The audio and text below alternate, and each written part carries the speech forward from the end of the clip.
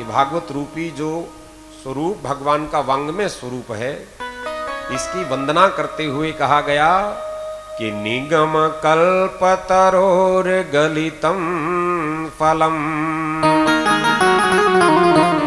निगम कल्पतरोर गलितम फलम, शुक मुखाद मृत द्रव संयुतम, पिबत भागवतम रसमालयम, मुहुरहो रसिका भुवि भावुका, मुहुरहो रसिका भुवि भावुका। ध्यान देकर के सुनना कि हम इस भागवत को क्यों सुने। भाई जिस भागवत की महिमा को आपने संतों के मुख से सुना, शौनक आदि ऋषि, थोड़ा कम कर, शौनक आदि ऋषि सूत जी महाराज के मुख से जिस कथा को सुन रहे हैं, हम उस कथा को सुने, हमारा क्या लाभ होगा, हमें क्या मिलेगा। क्योंकि व्यक्ति बिना अपने लाभ के, बिना अपने कल्याण के, बिना अपने प्रॉफिट के तो कुछ भी नहीं करता। प्रेम से कहो श्री राधे श्री राधे। जब कुछ मिलने वाला हो किसी चीज से तभी तो उसको करता है। बिना कुछ लाभ प्राप्त किए, बिना कुछ हासिल किए तो व्यक्ति श्री सत्यनारायण की कथा तक नहीं करवाता। तो ये इसको हम क्यों सुने, क्या हो जाएगा इसको सुनने से। तो जो कहा गया है ना, ध्यान देकर के सुनना, भागवत जी का ये बड़ा प्यारा और बड़ा प्रेरक श्लोक है। निगम कल्पतरोर गलितम फलम, वेद रूपी कल्प वृक्ष का ये फल है। अच्छा कैसा फल है? वेद रूपी कल्प वृक्ष का ये पका हुआ फल है। अच्छा पका हुआ फल है तो हो सकता है बेस्वादु हो, नहीं, ये अत्यंत मीठा है। मीठा है इस बात की क्या गारंटी है? भाई सब अपने अपने फल को बेचने के लिए सभी कहते हैं कि मेरा फल मीठा है, मेरा फल मीठा है।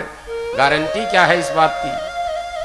कोई सेब बेचने वाला, केला बेचने वाला, अन्य फल बेचने वाला, सभी अपने फल को यही कहते हैं कि मेरा ये फल ले जाओ, मीठा है। सेब पेड़े जैसी है, बहुत मीठी है। ये केला बिल्कुल रस, इतना स्वादिष्ट है, इतना मीठा है, सभी कह करके बेचते हैं। तो एक खरबूजा बेचने वाला खरबूजे बेच रहा था और आवाज लगा रहा था, खरबूजे ले जाओ, खरबूजे ले जाओ, खरबूजे चीनी से भी मीठे, खरबूजे चीनी से मीठे, मेरे खरबूजे चीनी से मीठे। ध्यान देना। तो खरीदने वाला फिर उसको खरीद लेता है। ठीक है भाई, हम फल कब खरीदते हैं? जब फल बेचने वाला अपने फल की खूब प्रशंसा कर रहा हो, उस फल को बेचने की कला उसके पास हो, तभी तो हम खरीदते हैं। तो वो खरबूजे बेचने वाला आवाज लगा रहा था, खरबूजे ले लो, खरबूजे ले लो, खरबूजे चीनी से मीठे, खरबूजे चीनी से मीठे। अब खरीदने वाले ने खरबूजा खरीद लिया और घर जाकर के जब खरबूजे का सेवन किया तो खरबूजा बिल्कुल फीका, मिठास उसमें है ही नहीं। तो वो तो दौड़ा दौड़ा फिर गया उस खरबूजे वाले के पास, उस सब्जी वाले के पास। वही सेक्टर 9 की मंडी, सेक्टर 9 में मंडी लगी हुई थी, नजदीक ही था, तो वहां चला गया। आप तो भैया कह रहे थे कि चीनी से मीठे, चीनी से मीठे, कि हाँ मैं तो आवाज लगा लगा करके पहले ही कह रहा था। जब उसने कहा ना कि आपका खरबूजा तो ये फीका है, बिल्कुल इसमें मिठास है ही नहीं, कि अरे मैं तो पहले ही आवाज लगा लगा करके कह रहा था कि चीनी से मीठे, चीनी से मीठे। उसका भाव क्या है? भाई इसमें चीनी मिला करके खाओ तभी ये मीठा होगा। मैंने झूठ कब कहा? मैं तो पहले ही कह रहा था चीनी से मीठा होगा, चीनी से मीठा होगा। अब मेरी बात को आपने इस तरीके से समझा, मैं क्या करूं? क्यों? तो सभी कहेंगे कि मेरा फल मीठा है, मेरा फल मीठा है। तो ये फल मीठा है इस बात की गारंटी क्या है? मान लिया कि ये निगम कल्पतरोर गलितम फलम, यानी कि वेद रूपी कल्प वृक्ष का पका हुआ फल है। अच्छा कल्प वृक्ष किसको कहते हैं? कल्प वृक्ष है जिसके नीचे बैठ करके जैसी कल्पना हम करें वैसा ही फल हम प्राप्त कर लें। तो वेद रूपी कल्प वृक्ष कहा गया है। अब वेद रूपी कल्प वृक्ष जो है यानी कि ज्ञान जो है, जैसी हम कल्पना करेंगे, जैसी हम अपने बारे में धारणा बनाएंगे, वैसा ही फल मिल जाएगा। और मेरी माताओं बंधुओं ध्यान देना, ये जो मानव जीवन है ना, मानव जीवन साक्षात कल्प वृक्ष ही है। हम जैसी कल्पना करते हैं वैसा ही फल पा लेते हैं। कल्प वृक्ष के बारे में कहा जाता है कि एक बार एक पथिक, संतों का भाव है, वैसे तो कल्प वृक्ष देवलोक में है, समुद्र मंथन से निकला था तो देवलोक में वो कल्प वृक्ष है, लेकिन ये जीवन कल्प वृक्ष है। कैसे, ध्यान देकर के सुनना एक दृष्टांत। एक बार एक पथिक रास्ते से जा रहा था, बहुत अधिक गर्मी थी, गर्मी के मारे वो परेशान था, थका हुआ था, तो रास्ते में उसे एक बढ़िया सा छायादार पेड़ दिखाई दिया और उस पेड़ के नीचे वो बैठ गया। पहले तो उसके मन में कल्पना आई कि कितना बढ़िया, कितना दिव्य पेड़ है, छायादार पेड़ है, तो उसकी वो कल्पना के अनुसार उसको छाया मिल गई। फिर उसके मन में कल्पना जगी कि देखो कितना अच्छा हो, थकान तो मेरी यहाँ बैठ करके दूर हो रही है, प्यास भी लग रही है, थोड़ा पानी भी मिल जाता तो बहुत अच्छी बात थी। तो वो तो कल्प वृक्ष है, कल्प वृक्ष के नीचे बैठ करके जैसी कल्पना हो रही है वैसा ही फल मिलने वाला है। पानी की इच्छा हुई तो पानी आ गया, पानी का भी उसने पान कर, जलपान भी कर लिया। फिर मन में इच्छा हुई, मन में कल्पना जाग गई, भूख लगी हुई है, पानी तो मिल गया, भूख भी बहुत लगी हुई है, भोजन भी मिल जाता तो बड़ी अच्छी बात है। तो वहां तो देखा कि भोजन की थाली, बढ़िया सी थाली तैयार और चकाचक भोजन उसमें है, भोजन भी कर लिया, सब कुछ हो रहा है क्योंकि कल्प वृक्ष के नीचे है, वहां किस चीज की कमी है। फिर उस पथिक के मन में आया कि अब देखो सब कुछ हो गया, भोजन भी पा लिया चकाचक, अब थोड़ा भाई अब नींद आ जाए, यहां बढ़िया सी थोड़ी देर के लिए विश्राम कर लेते। तो बढ़िया सी उसको देखते देखते नींद आ गई, गहरी नींद आ गई। और नींद से जब थोड़ी देर बाद वो पथिक जगा तो उसके मन में कल्पना जग गई कि देखो ये घोर जंगल है, इस जंगल में कहीं से कोई शेर आ गया तो फिर क्या होगा। अब वो कल्पना आई मन में तो शेर भी वहां आ गया, शेर आकर के मुझे कहीं खा ना जाए, ये कल्पना मन में आई, देखते देखते शेर उसको खा भी गया। ये क्या है, ये कल्प वृक्ष, जीवन कल्प वृक्ष है। जीवन में हम जैसी कल्पना करते हैं, जैसी धारणा अपने लिए बनाते हैं, वैसा ही फल पा लेते हैं। इसीलिए तो फिर वेदों ने कहा है तन्मे मनः शिव संकल्पमस्तु। हमारे मन में सदा श्रेष्ठ संकल्प ही उठने चाहिए, हीन संकल्प कभी भी ना जगे, हीन भावना कभी भी ना जगे। ऐसी दिव्य भावना जगे कि मैं प्रभु का हूं, प्रभु मेरे हैं, मैं पवित्र आत्मा हूं, इस प्रकार के दिव्य भाव जगने चाहिए। अच्छा, तो फिर पूछा ऋषियों ने, भाई ये फल मीठा है, इस बात की गारंटी क्या है। अभी आप मीठे की बात सुन रहे थे ना, भाई ये फल बहुत मीठा है, बड़ा स्वादिष्ट है, इस बात की क्या गारंटी है। अपने अपने फल को सभी बताते हैं, लेकिन ये मीठा कैसे है। शुक मुखाद मृत द्रव संयुतम, व्यास जी घोषणा कर रहे हैं ये मीठा इसलिए है, इसमें रत्ती भर भी झूठ नहीं है, बिल्कुल मीठा है, रस से भरा हुआ है, क्योंकि इस भागवत रूपी फल को शुक रूपी तोते ने चख लिया है। सुखदेव मुनि का के मुख का संयोग इसके साथ हुआ, इसलिए ये मीठा ही मीठा है। बोलिए सुखदेव भगवान की जय हो। अब देखो तोता जो है, तोता कभी किसी कड़वे फल को, खट्टे फल को नहीं चखता, तो तोते का मुख जिस फल को लग गया तो ऐसा माना जाता है कि ये फल मीठा ही मीठा है, ऐसा ही मानते हैं ना। तो तोते का मुख यानी कि सुखदेव जी महाराज के मुख से ये भागवत निश्रित हुई, इसलिए इस बात की पक्की गारंटी है कि ये मधुराति मधुर है, मधुराति मधुर, क्योंकि इसमें मधुराति मधुर भगवान की लीलाओं का गुणगान हुआ है। रखिलम मधुरम, जो मधुरता से भरे हुए हैं बाहर और भीतर से, षड ऐश्वर्यों से जो पूर्ण है, ऐसे प्रभु की मधुरमयी कथाओं से ये भरा हुआ है, इसलिए ये फल अत्यंत मीठा है। अच्छा चलो, ये फल वेद रूपी वृक्ष का फल है, पका हुआ फल है, मीठा फल है।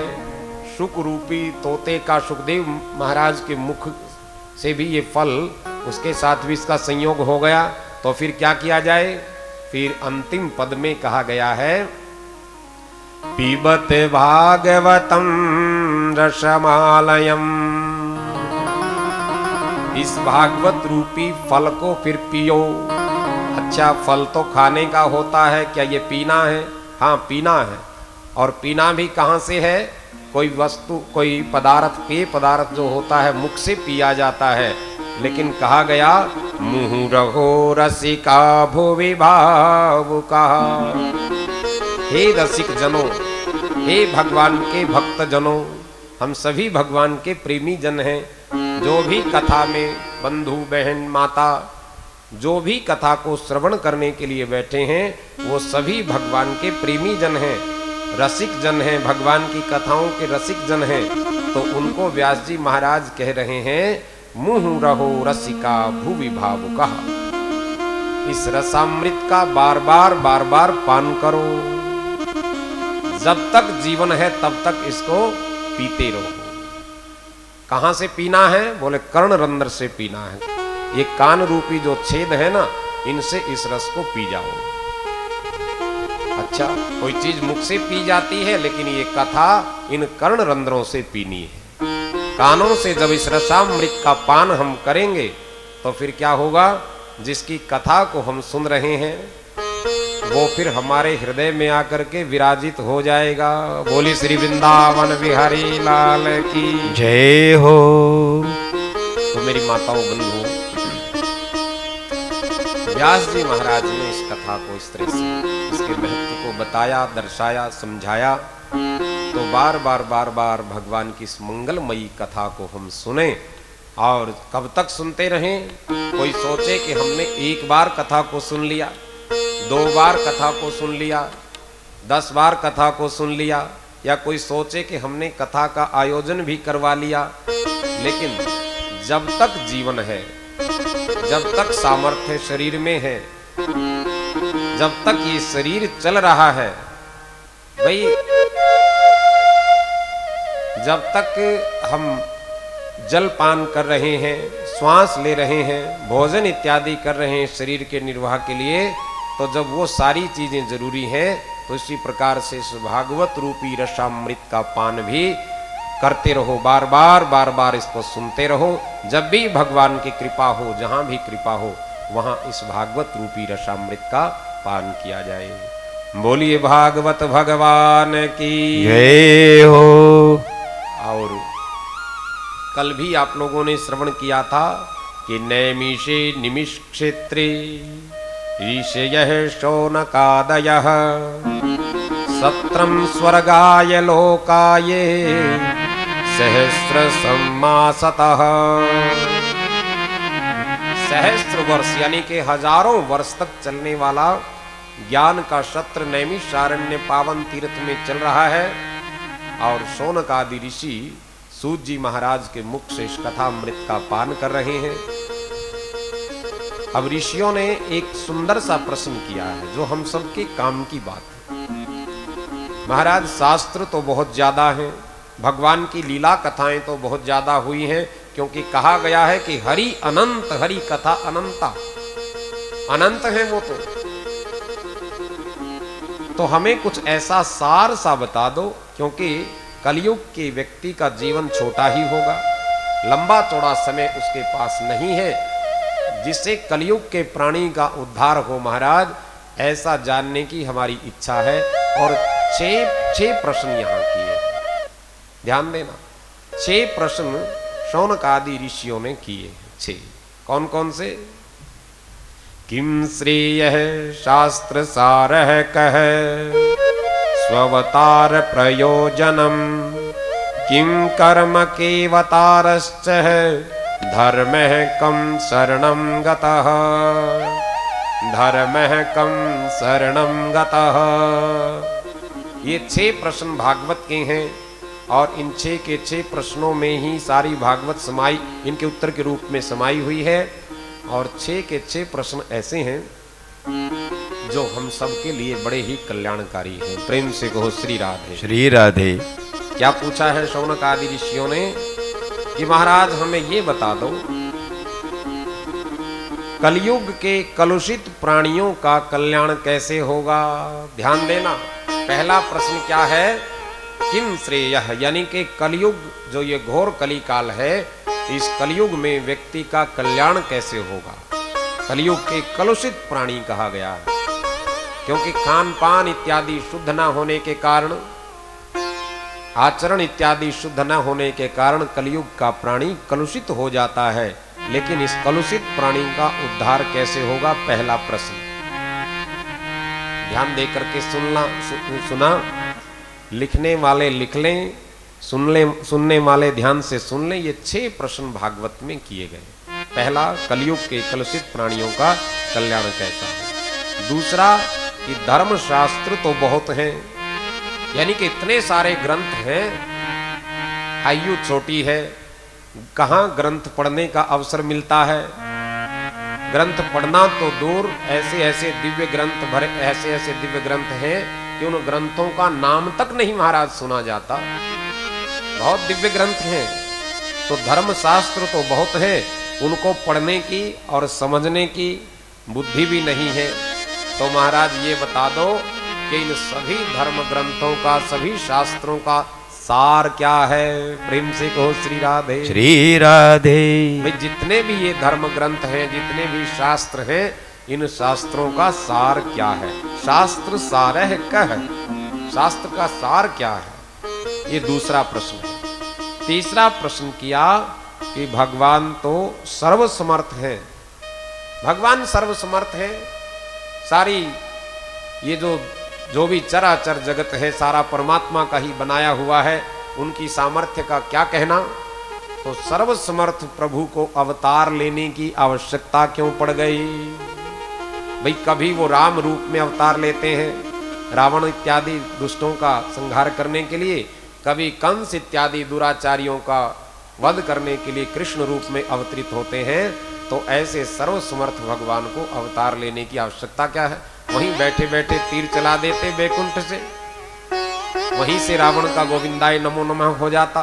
तो उसको अवतार लेने की आवश्यकता क्यों पड़ती है, बड़े काम की बात है। सबके मन में आना चाहिए भाई भगवान अवतार क्यों लेते हैं। ये तीसरा प्रश्न। चौथा प्रश्न है, अच्छा चलो अवतार भगवान लेते भी हैं, तो अब तक भगवान ने कितने अवतार लिए, कितने धारण किए भगवान ने अवतार। चौथा प्रश्न ये है। और पांचवा प्रश्न किया, इसी से संबंधित प्रश्न है कि किस किस अवतार में भगवान ने कौन कौन सी लीलाएं की हैं। बोले श्री वृंदावन बिहारी लाल की जय हो। भाई भगवान अवतार धारण करते हैं तो कितने अवतार हुए, कितने अवतार हुए, तो उन्होंने किस किस अवतार में कौन कौन सी लीला की है। छठा और अंतिम प्रश्न किया शौनक आदि ऋषियों ने कि भगवान जब लीला को समेटते हैं, अपनी लीला का संवरण जब कर लेते हैं, यानी कि लीला समेट करके जब भगवान अपने दिव्य धाम को, परम धाम को चले जाते हैं, तो धर्म किसकी शरण में जाता है। धर्मः कं शरणं गतः, तब धर्म किसकी शरण में जाता है। ये 6 प्रश्न हो गए, सबके समझ में आ गए होंगे। बोली श्री वृंदावन बिहारी लाल की जय हो। सूत जी महाराज कहने लगे कि हे मुनियों, आप लोगों के जो ये 6 प्रश्न हैं, इसमें आपका ही कल्याण नहीं है, यानी कि जो 88,000 ऋषि यहाँ इस पावन क्षेत्र में बैठ करके इस दिव्य अनुष्ठान को कर रहे हैं, केवल उनका ही कल्याण, तो जन जन का कल्याण और कलयुग के समस्त प्राणियों का ही कल्याण छुपा हुआ है। बोली श्री वृंदावन बिहारी लाल की, सबका ही कल्याण। मुनयः साधु पृष्ठोहम भरवादलोकमङ्गलम् सैवैव पुंसां परे धर्मो यतो भक्तिर्दोक्षदेः। तो 6 प्रश्नों के उत्तर में मेरी माताओं बंधुओं शौनक आदि ऋषियों को सूत जी महाराज इस कथा की सारी जो भी दिव्य लीलाएं हैं वो बता रहे हैं। 24 अवतार भगवान ने धारण किए। पहला प्रश्न ये है कि कलयुग के कलुषित प्राणी का कल्याण कैसे हो, किस प्रकार से उसका उद्धार हो। तो कलयुग के कलुषित प्राणी का उद्धार भगवान की भक्ति से ही है, भगवान के नाम संकीर्तन से ही है। पहली बात तो ये है। कल भी आप लोगों ने श्रवण किया था। और देखो एक बात सभी ध्यान से सुन लें, हम सबके काम की बात है। हम अपना कल्याण यदि चाहते हैं, अपना उद्धार यदि चाहते हैं, और उद्धार के लिए ही मानव जीवन मिला है। उद्रीत आत्मना आत्मानां न आत्मानां अवसादयेत आत्मैव हयतात्मनो बंधुर आत्मैरिपुरात्मनः। उद्धार के लिए ही ये मानव जीवन मिला है। तो उद्धार कैसे है? ये गीता जी का श्लोक है जो आपने श्रवण किया। अपना उद्धार करने के लिए मानव जीवन मिला है। उद्धार कौन करेगा? कोई और हमारा उद्धार करेगा? भगवान ने प्रेरणा दी है श्लोक के माध्यम से कि अपना उद्धार आपने स्वयं करना है। हम स्वयं ही अपना उद्धार करके अपने मित्र बन गए, और यदि हम उद्धार नहीं करते हैं, पतन की ओर अपने आप को लेकर के जाते हैं, तो स्वयं ही अपने बोलो शत्रु हैं। तो हमने अपना मित्र बनना है कि शत्रु बनना है, हमने स्वयं ही देखना है। और एक काम की बात ये कि अपना उद्धार तभी होगा जब हम भगवान के नाम का आश्रय लेंगे। प्रेम से कहो श्री राधे। श्री राधे। भाव के साथ प्रभु के नाम का कीर्तन आइए करते हुए। नारायण नारायण नारायण श्रीमन नारायण नारायण नारायण श्रीमन नारायण नारायण नारायण श्रीमन नारायण नारायण नारायण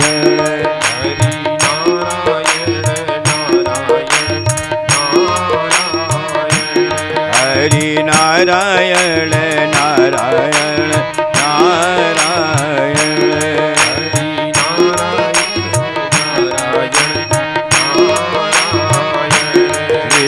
नारायण नारायण नारायण श्रीमन नारायण नारायण नारायण हरि नारायण हरि नारायण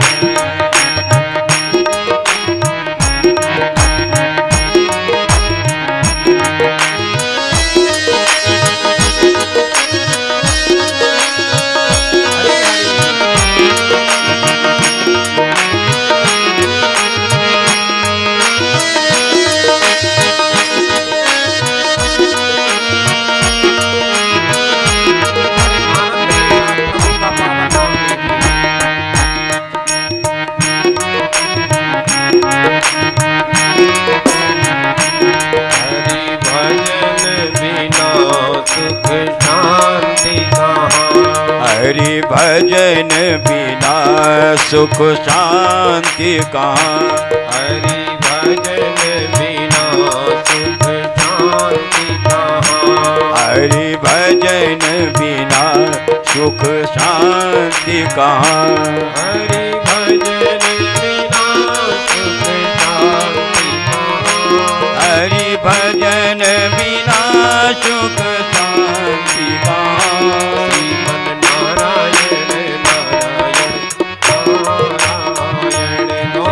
नारायण नारायण नारायण श्रीमन नारायण नारायण नारायण श्रीमन नारायण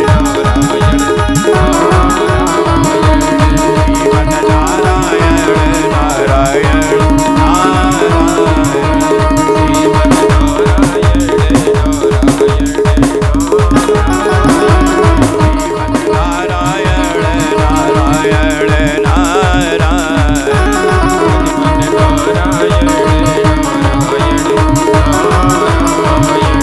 भज मन नारायण नारायण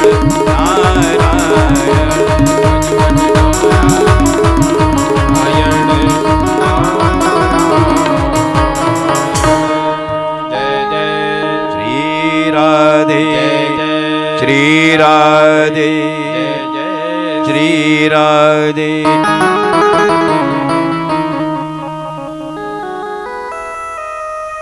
तो अब इस भागवत में ये सारे इन 6 के 6 प्रश्नों का उत्तर है। यानी कि कलयुग के कलुषित प्राणी का उद्धार कैसे, भगवान के नाम जप से उसका उद्धार।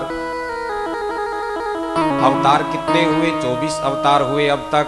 24 अवतारों का वर्णन ही इसमें विस्तार से भागवत में पूरी में आता है। भगवान के अनेक दिव्य अवतारों का, यानी कि इन 24 के 24 अवतारों का विस्तार से वर्णन आप लोग श्रवण करोगे। अब इस भागवत की रचना कैसे की, सुखदेव जी, वो व्यास जी महाराज के जीवन में ये प्रेरणा कहां से आई, कैसे आई? भाई ये भागवत ऐसा दिव्य जो ग्रंथ है, ऐसे जो भगवान का साक्षात वांग्मय स्वरूप जो भागवत है, इस भागवत की रचना व्यास जी ने कैसे की है? नारद जी की प्रेरणा के द्वारा ही भागवत जी की रचना हुई है। नारद जी ने ही प्रेरणा व्यास जी को दी है। एक बार नारद मुनि भ्रमण करते हुए साम्य प्रास आश्रम, जो व्यास जी का आश्रम है अलकनंदा नदी के पश्चिम तट पर, जहां से सरस्वती का उद्गम स्थल है, ऋषियों की तपोभूमि है, पावन पवित्र भूमि है, ऐसी पवित्र भूमि पर व्यास जी महाराज का आश्रम है। तो व्यास जी महाराज अपने आश्रम में हैं और नारद मुनि वहां गए, श्रीमन नारायण नारायण का कीर्तन करते हुए वहां पहुंच गए और व्यास जी से पूछने लगे कि पाराचार्य महाभागः भवते कजितात्मनः परितुष्यति शारीर आत्मा मानस एव वः। हे पाराशर ऋषि के पुत्र, ये व्यास जी महाराज कौन हैं? पाराशर ऋषि के पुत्र हैं और वसु का, यानी वसु कन्या सत्यवती के गर्भ से इनका जन्म हुआ। साक्षात श्री कृष्ण द्वैपायन इनको कहते हैं। तो इनसे पूछने लगे नारद जी महाराज कि हे ऋषिवर, आप सानंद है ना, यानी कि आनंद पूर्वक रह रहे हो, मन में किसी प्रकार की कोई उद्विग्नता तो नहीं है, कोई परेशानी तो नहीं है? जैसे हम किसी से मिलते हैं, सांसारिक लोग जब भी किसी से मिलते हैं तो प्रणाम इत्यादि करने के बाद, अभिवादन स्वीकार करने के बाद फिर यही तो कहा जाता ना, और सुनाओ सब ठीक ठाक है, और व्यक्ति आगे से क्या कहता है? हाँ सब बढ़िया। अब भीतर से चाहे बढ़िया हो ना हो, लेकिन उत्तर सबका यही होता है कि हाँ जी सब ठीक है। लेकिन व्यास जी महाराज नारद जी को आज कह रहे हैं कि हे मुनिवर, आप तो संत हो, संत से क्या छुपाना? संत हृदय नवनीत समाना, संत का हृदय तो माखन के समान निर्मल होता है, कोमल होता है। संत तो साक्षात भगवंत का ही रूप है। तो महाराज आपसे क्या छुपाऊं, सच आपको बताऊं, मैंने एक वेद के 3 भाग और करके, यानी कि 4 वेदों की रचना मैंने कर दी, शास्त्रों की रचना मैंने की, अब तक एक करके 17 पुराणों की रचना भी मैंने कर दी, और 5म वेद के रूप में महाभारत की रचना भी हो गई। लेकिन आपको सच बताऊं, इतना कुछ होने के बाद भी मेरे मन को वो आनंद की प्राप्ति नहीं हो रही है जो आनंद की प्राप्ति होनी चाहिए थी। बोली श्री वृंदावन बिहारी लाल की जय हो। यानी कि इतना कुछ रच दिया व्यास जी महाराज, इतनी रचना उन्होंने की, इतने परम विद्वान हैं, परम ज्ञानी हैं, और वो भी ये कह रहे हैं कि सच बताऊं मुनिवर, इतना कुछ लिखने के बाद, इतनी रचना रचने के बाद भी मेरे मन को वो आनंद नहीं है जो आनंद होना चाहिए। अब नारद जी महाराज कहने लगे कि व्यास जी महाराज, आपने ठीक है, ये बहुत सारे शास्त्रों की रचना आपने कर दी, महाभारत इत्यादि ग्रंथ की भी रचना आपने की, जिसके अंतर्गत गीता जी का भी उपदेश आया है, 17 पुराणों की भी रचना आपने कर दी, लेकिन आनंद तो तब मिलेगा ना, मन को संतुष्टि तो तब मिले जब उस आनंद कंद भगवान की कथा को आपने लिखा गाया। अरे जो आनंद कंद भगवान है,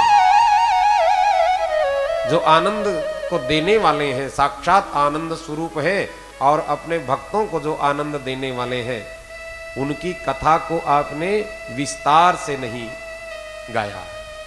यानी कि भगवान की जो कथा है, भगवान कैसे अवतार धारण करते हैं, कैसे उनका जन्म होता है, कैसे वो लीलाएं करते हैं, किस किस अवतार में कौन कौन सी लीला उसने की, महाराज आपने ये विस्तार से नहीं लिखा, ये विस्तार से नहीं कहा। इसीलिए आपके हृदय में वो परम शांति नहीं है जो शांति होनी चाहिए थी। प्रेम से कहो श्री राधे। श्री राधे। और अब नारद जी महाराज अपने पूर्व जन्म का एक चरित्र सुनाने लगे। पूर्व जन्म का ध्यान से सुनना सभी। नारद जी महाराज अब व्यास जी को प्रेरणा दे रहे हैं कि देखो, श्री हरि इतनी कृपा करते हैं, इतने कृपालु हैं, बहुत कृपालु हैं, बहुत दयालु हैं। नारद जी ने ये वृतांत सुनाया कि देखो, जो मैं ये वीणा बजा करके भगवान का गुणगान किया करता हूं ना, निरंतर जो मैं भगवान का गुणानुवाद करता हूं, हे ऋषिवर, ये ऐसे ही नहीं हो गया, ये जन्म मैंने ऐसे ही नहीं पाया है। भगवान की बड़ी भारी कृपा हुई, उस सगुण साकार ब्रह्म ने बड़ी कृपा मुझ पर की है, और कैसे मुझे ये जन्म मिला, मैं वो वृतांत आपको सुनाना चाहता हूँ। वो वृतांत सुन करके आपको भगवान की जो लीलाएं हैं, भगवान के जो अवतार का जो दिव्य प्रसंग है, उसको आप विस्तार से फिर रचना उसकी कर लो। देखो, अपना जो उदाहरण है, अपने उदाहरण से ही व्यक्ति दूसरे को प्रेरणा दे सकता है, स्वयं के चरित्र से ही प्रेरणा दे सकता है। जिसका स्वयं का आचरण श्रेष्ठ है, वही दूसरे को प्रेरणा दे सकता है। तो नारद जी महाराज एक वृतांत सुना रहे हैं जो उनके पूर्व जन्म का है। नारद जी महाराज कह रहे हैं, अहम पुरातीत भवे भवम मुनेः दास्यस्तु कस्याश्चन वेदवादिनाम। हे ऋषिवर सुनो, पूर्व जन्म में मैं एक दासी का पुत्र था, और दासी मेरी माँ किन की दासी थी? बोले वेदवादी ब्राह्मणों की दासी थी। जो वेदवादी ब्राह्मण थे, वेदाध्ययन किया करते, बड़ा दिव्य उनका जीवन था, बड़ा पवित्र उनका जीवन था, वेद पाठी ब्राह्मण थे। तो उनके यहाँ मेरी माँ दासी का काम किया करती, यानी कि उनका भोजन बनाती, उनकी सेवा में रहती, और मेरी माँ का कोई आश्रय और दूसरा दुनिया में नहीं था। मेरी माँ विधवा थी, मैं उनका बेटा, और बस मेरी माँ, हम जगत में दो ही थे। मेरा सहारा वो थी और उसका सहारा मैं था जी। तो उन वेदवादी ब्राह्मणों के यहाँ मेरी माँ सेवा किया करती, मैं भी छोटा सा बालक था, और जो कुछ भी संतों कि झूठ हमें मिल जाती, वो अमृत के समान हम उसको ग्रहण कर लिया करते थे। एक बार क्या हुआ, चतुर्मास के ये पावन महीने चल रहे थे, जो वर्षा ऋतु के 4 महीने हैं ना, इनको चतुर्मास बोलते हैं। चतुर्मास में संत लोग अपनी यात्राओं को विश्राम दे दिया करते थे, किसी एक स्थान पर इकट्ठे होकर के वहां भजन सत्संग 4 महीने तक करते। आज भी कुछ संत ऐसा करते हैं, और विशेष तौर पे जैन मत में ये परंपरा आज भी विद्यमान है। संत एक स्थान पर रह करके भगवान का भजन पूजन ध्यान करते हैं और भक्तों को प्रेरणा देते हैं, एक स्थान विशेष पर रहकर। तो चतुर्मास में कुछ संत वहां आए उन वेदवादी ब्राह्मणों के आश्रम पर, और वो वेदवादी ब्राह्मणों के यहाँ वो संत लोग बड़ा दिव्य कीर्तन किया करते, प्रवचन किया करते, भगवान की मंगलमयी कथा को कहा करते। और मेरी माँ को सेवा से जो भी समय मिल जाता वो भी उस सत्संग में जाकर के बैठ जाती, और अकेली नहीं बैठती।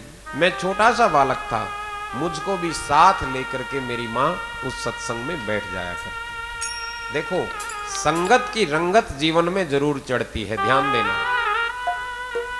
सत्संगति यदि जीवन में मिल जाए तो मेरी माताओं कल्याण हो जाता है, और बुरी संगत मिल जाए तो जीवन पतित हो जाता है। कैकेयी को मंथरा की संगति मिली तो कैकेयी की मति फिर गई, और रानी की मति वो फिरी तो उसने अयोध्या में क्या कर दिया, हम सब इस बात को अच्छे से जानते हैं। सत्संग का बड़ा दिव्य प्रभाव होता है। तो मेरी माँ सत्संग में अकेली नहीं बैठती थी, मैं छोटा था, छोटी मेरी अवस्था थी, मुझको भी साथ लेकर के सत्संग में बैठ जाया करती थी।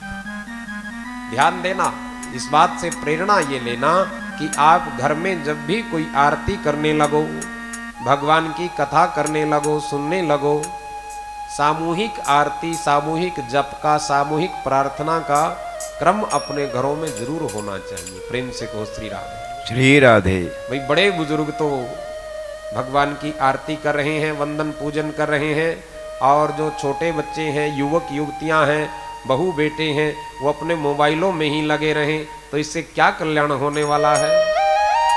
थोड़ा सा समय निकाल करके सुबह या सायंकाल, यानी कि संध्या वेला में भगवान से प्रार्थना, पूरा परिवार इकट्ठा बैठ करके,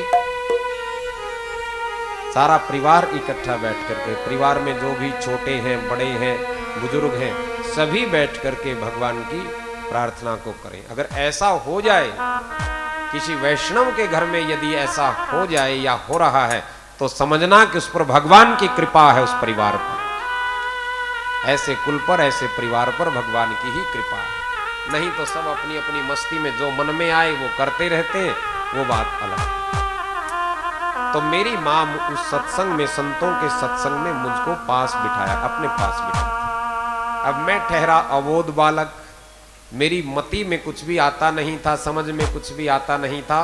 वो संत लोग प्रवचन में क्या कह रहे हैं, क्या व्याख्या हो रही है, मैं तो छोटा सा बालक था, मेरी समझ में नहीं आता। लेकिन मेरी माँ यही कहा करती कि बेटा संतों को प्रणाम करो, मैं प्रणाम कर देता। संतों की जय जय करो, मैं जय जय कर देता। धीरे धीरे धीरे धीरे जैसे जैसे एक दिन 2 दिन 4 दिन 5 दिन 10 दिन बीते, तो मुझे भी उस सत्संग में आनंद आने लगा। सत्संग में आनंद आने लगा। सत्संग मानो 3 बजे प्रारंभ होना है तो मैं 2:30 बजे ही जाकर के बैठ जाता। जहां भी भगवान की कथा हो रही होती है, हम क्या करते हैं आमतौर पे कथाओं में, आजकल क्या हो रहा है, भाई कथा का समय 3:30 बजे है, 3:30 से 6:30 बजे तक कथा है, तो चलिए 6 बजे मंदिर में चल पड़ते हैं, 6 बजे से ठीक रहेगा। ऐसा ही होता है ना, यानी कि बाद जो समय, जब आरती का समय होने को होता है, तभी सभी अपने अपने घरों से निकल करके आते हैं। लेकिन जो कथा के महत्व को जानते हैं, जो कथा की महिमा को जानते हैं, जो कथा के नियमों को जानते हैं, वो तो कथा शुरू होने से पहले ही आकर के बैठ जाया करते हैं। प्रेम से कहो श्री राधे। श्री राधे। तो मुझे कथा में आनंद आने लगा। फिर कथा में वो महात्मा लोग भगवान की कथा को, भगवान की लीला को बड़े ही सुंदर तरीके से गाया करते, भगवान के स्वरूप का बखान किया करते, भगवान कैसे हैं, कैसा उनका स्वरूप है, कैसे उसको प्राप्त किया जा सकता है, कैसे वो आनंद कंद हैं प्रभु, ऐसा वो व्याख्यान दिया करते। मेरा मन रमने लग गया, खूब मेरा मन उस सत्संग में रम गया।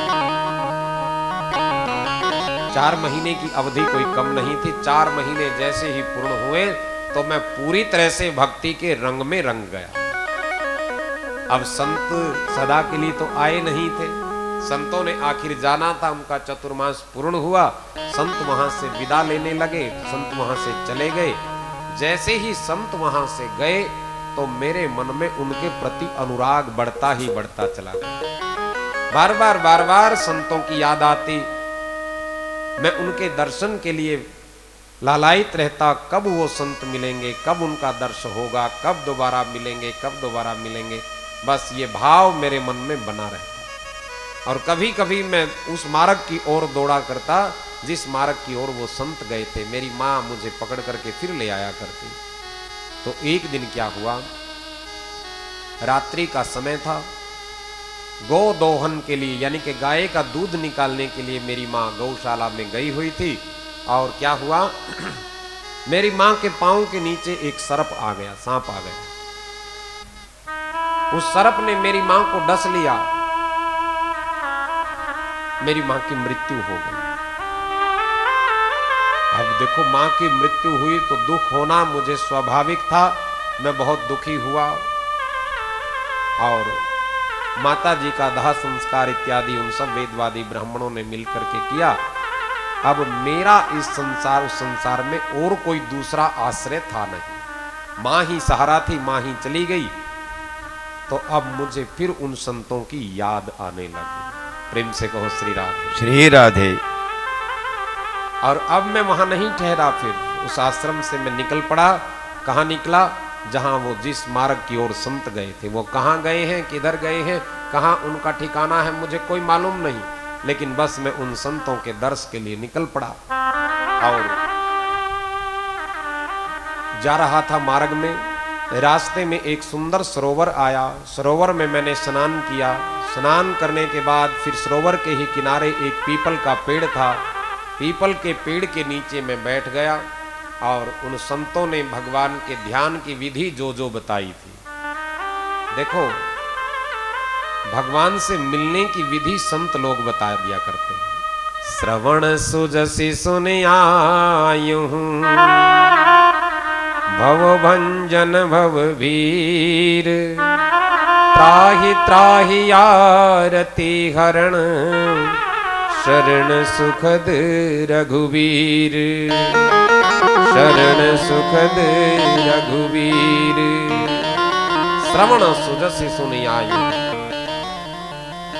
भगवान के सुंदर यश का जहां से भी हमने श्रवण किया, सुंदर यश को सुना है, तो भगवान का सुंदर यश को सुनकर के ही तो भगवान से मिलने की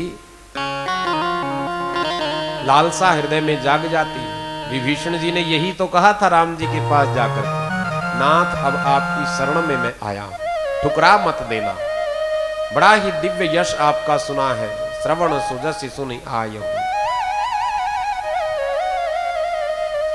तो भगवान का ये दिव्य जो स्वरूप है वो संत लोग अपने प्रवचन में बताया करते थे। मैं उसी स्वरूप का ध्यान करने के लिए बैठ गया और जैसे ही मैं ध्यान में बैठा तो मुझे भगवान की वो दिव्य छवि दिखाई दी। ध्यान देना कि जो भगवान की दिव्य छवि है, जो दिव्य स्वरूप भगवान का है, जो संतों ने जो बताया था और उस ध्यान अवस्था में जो मैंने अनुभव किया, लेकिन वो झांकी कितनी देर के लिए दिखाई दी कि बहुत थोड़ी देर के लिए दिखाई दी। झलक दिखाई दी थोड़ी देर के लिए प्रभु की, लेकिन फिर वो लाख कोशिश मैंने की, फिर वो झलक दोबारा दिखाई नहीं। मैं कोशिश करता रहा कि वो छवि मुझे पुनः दिखाई दे, लेकिन वो दिखाई नहीं दी। इतने में ही एक आकाशवाणी हुई। आकाशवाणी हुई,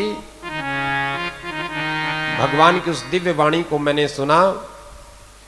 अधिक वर्षायाम दुर्दशोढ़म कृथो निमानः, यानी कि उस छवि से मैं तृप्त हो पाता, उस दर्शन से मैं तृप्त हो पाता, इतने में ही वो अंतर्ध्यान हो गई और भगवान की वो आकाशवाणी मुझे सुनाई दी कि इस जन्म में तो बस इतनी ही झलक मिलनी थी, अगले जन्म में प्रभु की कृपा तुम्हारे ऊपर होगी। और हे ऋषिवर, अभी एक ऐसी स्थिति बन गई कि प्रलय हो गया। यानी कि सृष्टि कितनी बार बनती है, कितनी बार भगवान इसका सृजन करते हैं, कितनी बार लय हो जाती है, कितनी बार प्रलय होता है, कुछ ठिकाना थोड़ी। तो प्रलय की स्थिति आई और नारद जी कह रहे हैं कि उस प्रलय जब हुआ तो दासी पुत्र से, फिर जब भगवान ने जब सृष्टि दोबारा रचना की तो मैं दासी पुत्र से साक्षात प्रभु का ही पुत्र यानी कि ब्रह्मा जी के पुत्र के रूप में इस रूप में प्रकट हुआ। और जो ये वीणा बजा करके मैं भगवान का गुणगान करता हूं ना, ये प्रभु ने ही मुझे ये वीणा प्रदान की है। देवदत्तामिमाम वीणाम, देवदत्तामिमाम वीणाम, स्वर ब्रह्म विभूषितम, मूर्छित्वा हरि कथा गायमानस्वराम्यहम्। और हे ऋषिवर, यानी कि ये सारा वृतांत नारद जी महाराज व्यास जी को सुना रहे हैं कि भगवान ने मुझ पर कृपा की, और जब से मैं इस वीणा को लेकर के श्री हरि का ही गान किया करता हूँ। और कैसा गान करता हूँ? उस प्रभु के सगुण साकार रूप का दर्शन करवा देता हूँ। तो आपको भी मैंने यही प्रेरणा दी है, आप भी उस प्रभु के चरित्र का गान कीजिए और तभी आपके चित्त को भी शांति मिलेगी।